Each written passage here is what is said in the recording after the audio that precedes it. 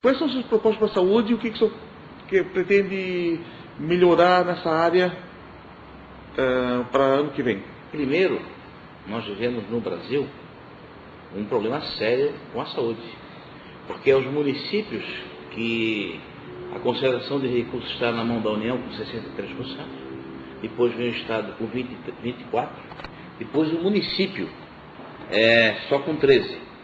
E os exames de alta e média complexidade são autorizados pelo governo do Estado, bem como os exames laboratoriais. E a saúde, ela deveria, os médicos especialistas também são de competência do Estado, só que isso são marcados no posto de saúde.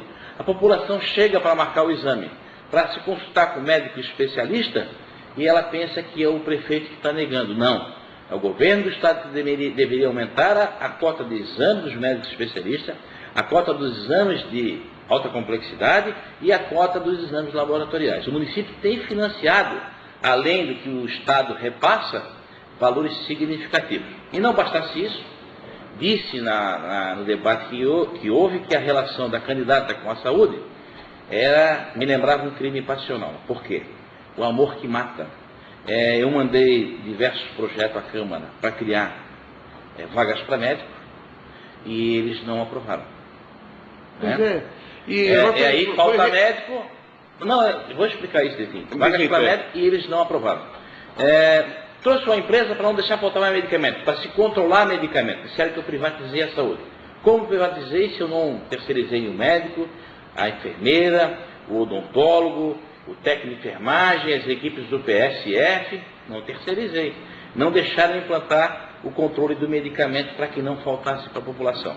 Mas tudo isso quer dizer que nesse ano de 2007, eu gastei 3 milhões em medicamento, contra 600 mil em medicamento de 2004, que foi o último ano da administração passada. Só que São José cresceu muito e a demanda é cada vez maior. O Estado tem que aumentar a parceria e a União também tem que investir mais na saúde. A verdade é que o fim da CPMF do governo federal e a tentativa de criação da CSS, também pelo governo federal, mostrou ao país que o governo não estava investindo na saúde, que queria voltar a investir, como fora na época do Fernando Henrique Cardoso, e que não conseguiu, porque agora falta recurso. E o problema estoura sempre na ponta da linha, que são nos municípios brasileiros. Mas eu sou prefeito e está na Câmara de Vereadores tramitando um projeto de captação de recursos do BADESC para a construção da Policlínica de Barreiros e do Hospital de Resolução Imediata da Forquilinha. Então basta os vereadores aprovarem que eu entregue essas 2 unidades à população. Então não há que se falar na saúde quando a Câmara não aprova os cargos de médico, quando não deixa controlar medicamentos, quando eu não consigo aprovação para construir as policlínicas que eu preciso construir para a população. Então eu tenho feito a minha parte, só que o prefeito não administra sozinho. É preciso que a população cobre da Câmara de Vereadores. O senhor está sendo perseguido? Todos os prefeitos, com a figura da reeleição, são perseguidos no primeiro mandato. Porque quem é candidato a prefeito, ele aposta, o vereador que é candidato a prefeito, nós temos vários vereadores que queriam ser candidato a prefeito, e bem como um deputado que, em vez de me ajudar, quer ser candidato a prefeito. Quanto pior estivesse o município, melhor para a candidatura deles, mas não melhor para a cidade. Eles deveriam ter se preocupado com a cidade e não com as questões pessoais. Por isso é que São José deixou de crescer o que deveria crescer quando perdeu a escola de surdo-mudos. Esse dinheiro diz que vem, não veio ainda. Quando eu dei o terreno e a Câmara não aprovou e a escola foi para a palhoça. Até me lembro... Como perdeu o dinheiro da FM, que era aproximadamente 11 milhões para a reforma administrativa e o dinheiro não veio. Quando está perdendo 11 milhões do PAC de Barreiros, que a Câmara não aprovou, como não aprovou a municipalização das multas da questão ambiental, que hoje quem cobra é a União, e quem passaria a cobrar era o município, não aumentaria tributo nenhum, porque já estão criadas. Então a Câmara prestou um desserviço a São José. E o governo federal, em que pese alguns programas, ele tem liberado muitos recursos para as prefeituras do PT, quando as prefeituras são do PSDB e dos democratas, até nós nos encaixamos nos programas, mas a Caixa Econômica tranca e o governo federal também tranca o volume de recursos.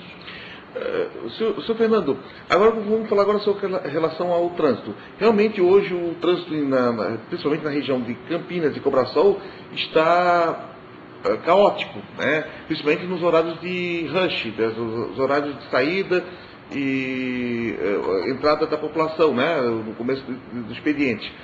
E um candidato atribuiu isso à quantidade de prédios, né, que estão sendo construídos, prédios assim de mais de 10 andares.